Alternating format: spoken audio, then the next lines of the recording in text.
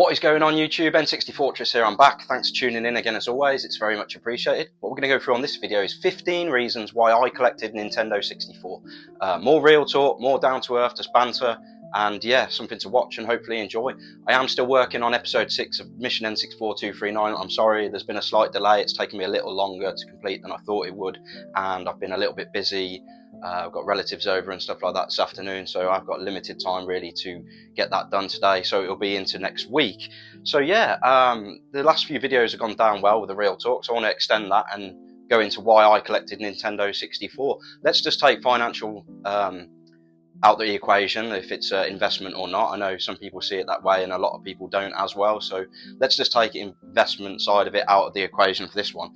Number one, nostalgia. I think that's the driving force behind why a lot of people collect retro games. Clearly, you know, you tend to collect games that you had and that you sold, or games that you wish you could have afforded back in the day, games that you like the look of but you never got around to getting them. You know, there's a lot of games in game libraries, so it's nobody ever has every single game in the library in their youth. It's just not possible. And then, you know, for XYZ systems as well, nostalgia, it's the reason why people collect retro games, and it was the driving force behind why I collected Nintendo 64.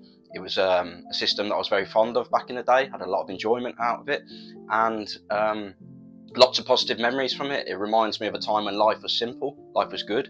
My family was all together. You know, before my parents got divorced, we were tight knit, and fantastic time in my childhood. And you know, it's a really fun point in time for me. I was 8 years old when I got my Nintendo 64, so I was still pretty young and amazed by what it was all about, and that carried me probably about 3 to 4 years into next generation gaming. Really, I did have a Dreamcast as well later down the line, but you know, the N64 was something that stayed with me my whole life. Like, after that point, I've never stopped playing Nintendo 64. I've always kept my original. I've always played the games as the years have rolled on and always had a fascination with it. So, you know, it's something that once it became a part of me, it never left. Nostalgia. The second reason is the Nintendo 64 was the first console that I had new as a child. You know, I've talked about when I got a Sega Mega Drive in the mid-90s, and, you know, we picked that up and I was amazed by it, but we got it secondhand from we saw an advertisement in the Advertiser, which was like a local newspaper, and there was for sale advertisements there, and we went and picked it up. And don't get me wrong, the Mega Drive is a good system. I'm very fond of it. I've still got my original and my original games. Great little system, but you know, when you get a console yourself new that's yours and it's nobody ever else has ever owned it, you know, then it, you know, becomes something even more special. On that Christmas 1998, when we got that GoldenEye sleeved 007 bundle console, absolute magic. And yeah, I think that's a massive driving force behind why Nintendo 64 is our fond memories of Christmas 1998 onwards, really, and the magic that the Nintendo 64 brought to me and my family. The third reason is just the 64-bit graphics, entering these amazing 3D worlds at the time. You know, this was groundbreaking for the time. It was revolutionary. There's so many games on the Nintendo 64 that sort of revolutionized how gaming was to be going forwards. You know, the Super Mario 64 and the 3D platform world, you know, when that was a launch title and it released, it was just like, it was mind-blowing, because, you know, it's like nothing anyone had ever seen before. GoldenEye just totally changed how FPS games should be played and what they should look like, and you know, all the extra things that you can do in there. The multiplayer, it was just absolutely fantastic. Ocarina of Time, it's just such a magical game. You know, it's just those 3D worlds that people could explore, and it was just magic. So yeah, that was another reason why I collected for this system. Reason number 4, 4-player multiplayer. Absolutely fantastic. You know, this is something that hadn't been seen before, that could be done with ease. I know that there were Mega Drive games and so on that you could do 4-player, possibly Super Nintendo as well, but it was a lot more difficult, and the N64 just made it so easy, didn't it, with 4 controller ports on the console. Get round your mates' houses or the mates over to your house, plug your controllers in and go.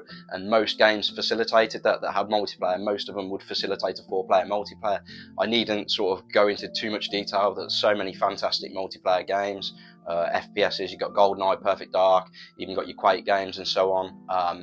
And then your racers, Diddy Kong Racing, Mario Kart, other racing games as well, like car racing games. F-Zero X was really fun as well.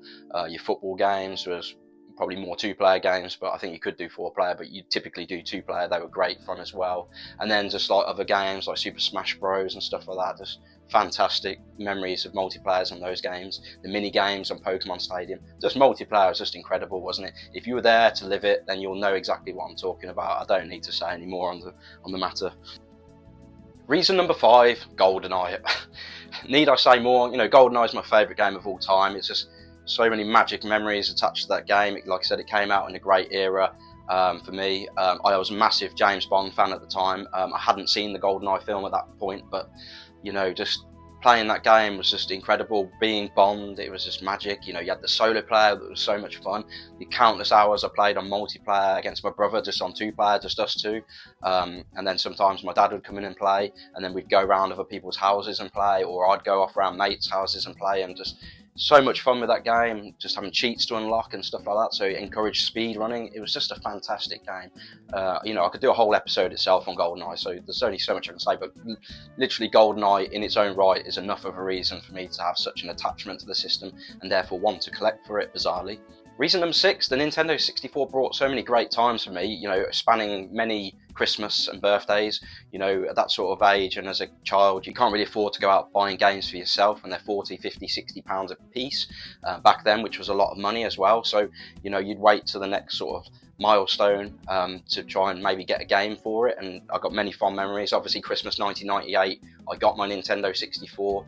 I remember my birthday, March 1999, I got Turok 2. That was just so much fun as well. I'd seen it around a mate's house and I was very envious of the gameplay and wanted a copy for myself, so I had to wait till my birthday in March 1999 and thoroughly enjoyed that. Many good memories, and my mum buying that for me with a guide to help play it as well. She bought one of the magazine guides that was on display with it as well. Probably my birthday in 2000, it was probably a belated present because I ended up it didn't release till April, but I remember getting Pokemon Stadium in April of 2000, so about a month after my birthday. Many great memories attached to that. I was a massive Pokemon guy at the time, loved Pokemon Red on the Game Boy, and so going into this world where you could play Pokemon, the mini games and so on, just on the big screen, it was just fantastic, amazing, and so many great memories attached to milestones. Waiting to your next milestone to get a new game and get on and play with that. Reason number 7, I have fantastic memories of games that I literally went out and bought myself, like going out into a shop and buying them.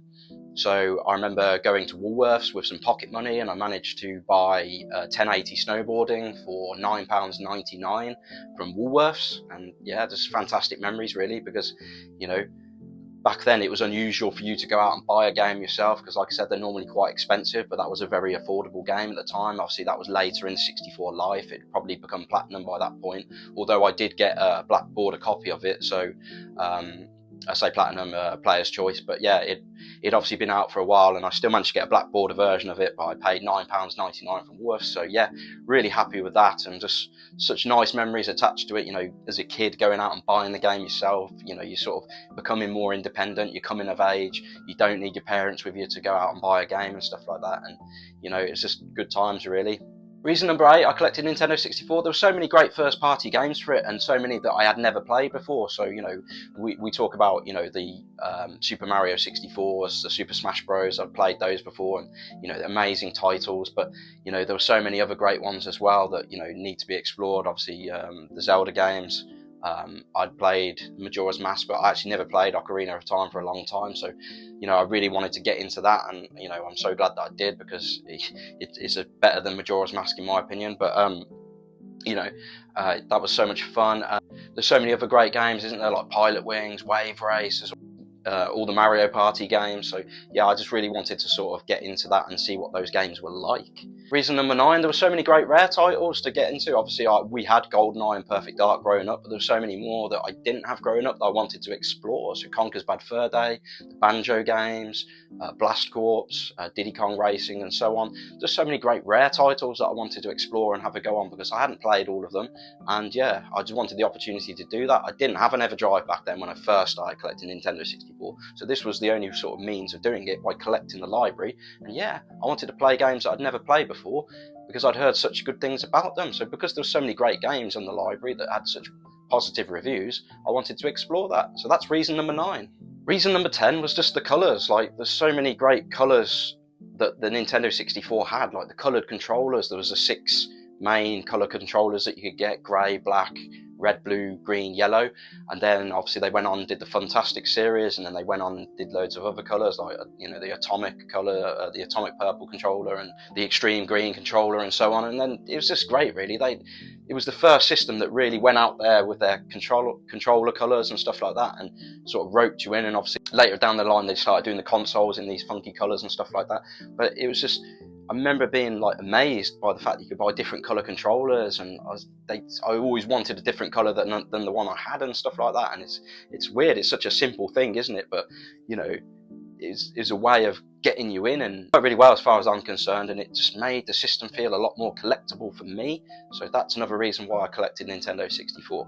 Reason number 11 was the packaging, just the boxes. This was a great time for gamers when you could buy a game, and don't get me wrong, it is an Achilles heel as well, because the boxes, a lot of them didn't stand the test of time. They haven't stood the test of time, but the boxes, I just find them so charming. They're so colourful in a lot of cases.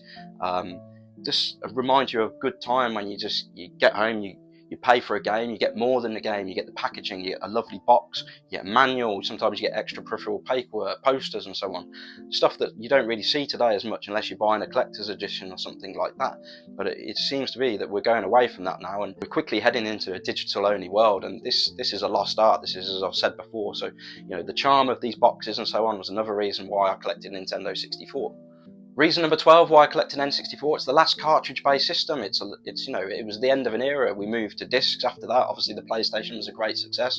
When the Dreamcast, the PS2, the GameCube started coming out, and from then onwards, it was disc only. So, the Nintendo 64 was the last cartridge-based system, and to me, it makes it a collectible system because it's a point in history, a point in time where it's an end of the era, and it was the last of its kind. There's nothing ever been made like that since, really. And people say obviously the discs were cheaper, and that's why a lot of developers stayed away from Nintendo 64, sadly. But having seen the likes of Resident Evil 2 ported, a 2-disc PS1 game ported to the Nintendo 64, it does show you what the N64 was capable of if people were willing to buy big enough cartridges. So that is a magnificent achievement, and shows you what could have been done if more people bought into the Nintendo 64, really. Reason number 13 why I collected Nintendo 64, it's a very reasonable library to collect for. There's only 239 UK PAL N64 games. Yes, I say only, it's a lot of games, but when you compare it to PlayStation, which is over 4 figures, I believe, the PS1 I'm talking about, the Super Nintendo that's got somewhere between 500 and 600 games, I don't know the exact figure, you're talking half of that, maybe under half. So yeah, it's just great that it's not that difficult to collect for. And I always thought that in 239 games, yes, it's got its rarities, but that's something that I could feasibly collect and complete and get closure on pretty quickly. And the fact that I've completed the set twice probably goes to show that yes, it definitely can be done. Those people out there that are still on the journey, keep the faith. There's not that many in the library. You can do it, man. It's a very achievable goal. Reason number 14 why I collected Nintendo 64, I've got fantastic memories of Blockbuster back in the day. It's not something that we regularly use to rent games from. I can only remember one occasion where I actually rented a game, and guess what? It was for South Park on the Nintendo 64. Yes, South Park, great game. I was very familiar with the way it played as well, and actually, it transpired later down the line, because it's made by Acclaim, they actually used the Turok 2 engine. So I mentioned earlier in the video that I had Turok 2 as a kid. I rented this from Blockbuster after the fact, and obviously it felt so much like that, really. Obviously it's just South Park. I was a massive South Park fan as a child. Used to watch it on Channel 4, I believe, sometimes late. And yeah, I just loved it. It was a great game, and obviously we only had it for about a week, but I remember just really enjoying it. And yeah, so obviously it's a shame that Blockbuster are now defunct now, and it's I think a lot of people remember the good old days of going to Blockbuster. As I got older, I used to rent movies and so on.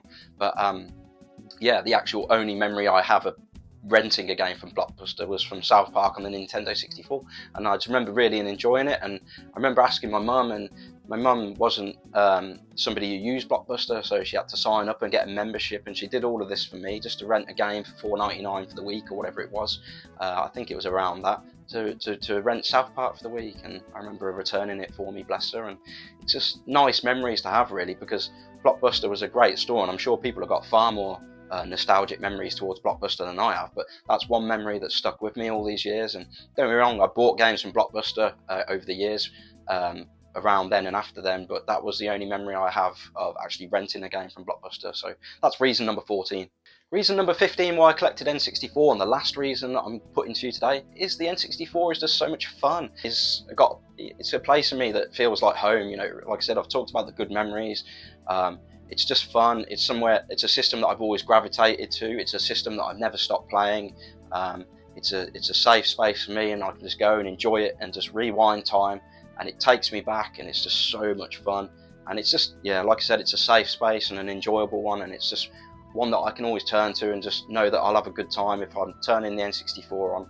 And so that's reason number 15 why I collected it. It's just such a great little system. It doesn't get enough love on YouTube, that I've noticed. So I'm out here repping for Nintendo 64, and certainly in the UK, because there's not enough of us out there flying the flag for Nintendo 64 on YouTube. So I'm here to change that and give the N64 the love it deserves. So yes, that's reason number 15. So that's it, guys. 15 reasons why I collected Nintendo 64, and I'll continue to collect if I find upgrades and so on. I hope you enjoyed the video. I'm just trying to bring a bit of different content. Like I said, episode 6 of Mission N64 239 will be coming later this week. I do apologise for the delay on that. But yeah, I hope you enjoyed it. If you enjoyed the video, please whack a thumbs up. It really helps the channel out. Those of you who have been liking some of the other videos, you've really helped me out and boost the profile of the channel, so I really appreciate it. Get involved in the comments. Let me know why you collect N64. Let me know your memories of N64. If you don't like N64, let me know why, because, you know, I'll be interested to know why you don't like N64 as much as why you do like it. If you're new, please consider subscribing. I want to build this place up and get more eyes on the channel, and, you know, get people seeing all this N64 love, coming along for the journey of Mission N64 239. Thanks for watching, and I'll see you on the next one. You trying to take a selfie? I'm recording a video. I'm Pepe. Well, that's just one for the album. I'm